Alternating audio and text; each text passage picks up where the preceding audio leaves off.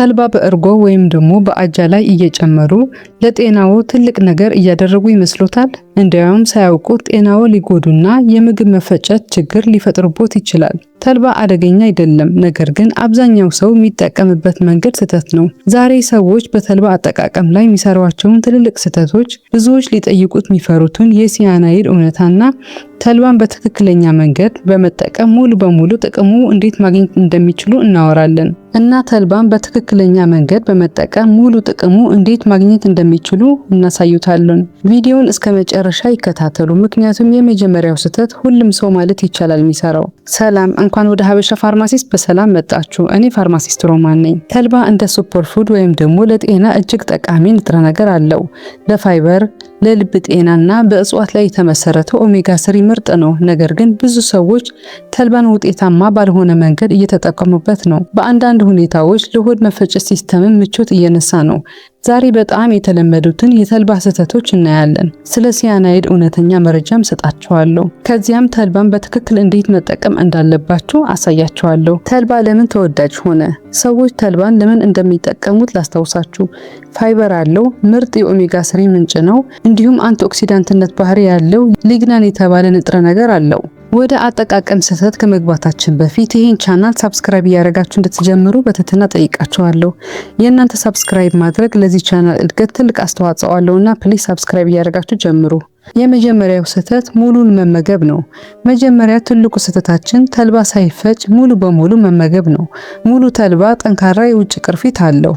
ሆዳችን በራሱ ሊፈጨው አይችልም። ይህ ማለት የዋጡት ተልባ ብዙም ሳይፈጭ ይወጣል። ጥቅሙ አያገኙትም። መፍትሄው ቀላል ነው። ሁልጊዜ የተፈጨ ተልባ ይጠቀሙ። ሁለተኛው ስህተት የምናስቀምጥበት መንገድ ነው።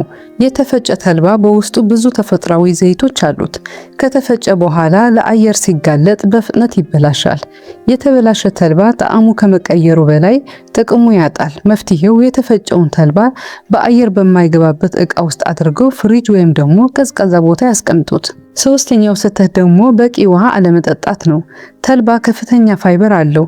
ፋይበር ደግሞ በምግብ መፈጨት ሲስተም ውስጥ እንዲንቀሳቀስ ውሃ ያስፈልገዋል።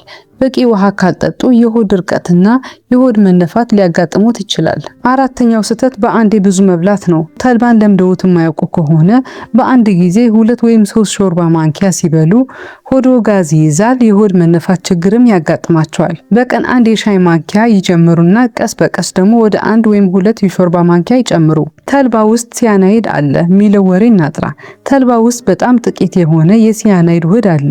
ነገር ግን የሚለቀቀው መጠን በጣም አነስተኛ ስለሆነ ጉበታችን በቀላሉ ያስወግደዋል። ጤናማ የሆኑ ሰዎች በቀን እስከ 2 የሾርባ ማንኪያ የተፈጨ ተልባ በመመገብ ምንም አይነት የጎንዮሽ ጉዳት እንደሌለባቸው ጥናቶች ያሳያሉ። ዋናው ነገር መካከለኛ መጠን መጠቀም ነው። ወደ ቀጣዩ ነጥብ ከመሄዳችን በፊት አንድ ጥያቄ ልጠይቃችሁ። ተልባ እየበላችሁ ያላችሁት ሙሉውን ነው ወይስ የተፈጨውን?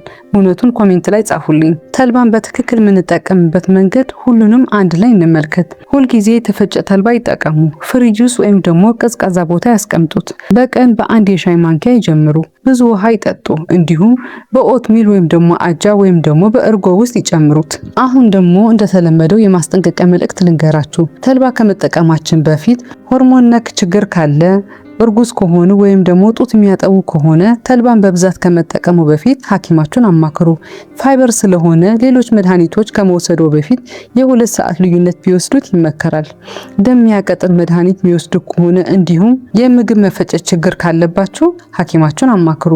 ለማጠቃለል ያክል ዋናው መልእክት ይሄ ነው። ተልባ አደገኛ አይደለም። አብዛኞቹ ሰዎች የሚጠቀሙበት መንገድ ጥቅሙ እንዳያገኙ ያደርጋቸዋል። ፈጭተው ይጠቀሙ፣ በአግባቡ ያስቀምጡት፣ በትክክለኛ መጠን ይጀምሩ እና ብዙ ውሃ ይጠጡ። እስካሁን ሰብስክራይብ ሳታደርጉ እያያችሁ ከሆነ አሁንኑ ሰብስክራይብ አድርጉ።